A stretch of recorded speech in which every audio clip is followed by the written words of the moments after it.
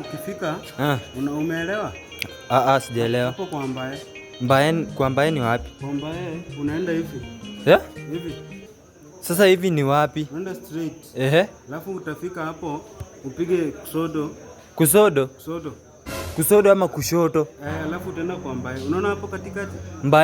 Kwa Mbae ni wapi? Kwa yangu Mureithi, unaona? Mgani Mureithi tena ni nani? Mara Mbae mara Mureithi au ni akina nani? Unaona hapo katikati? Hapo ndio kwetu.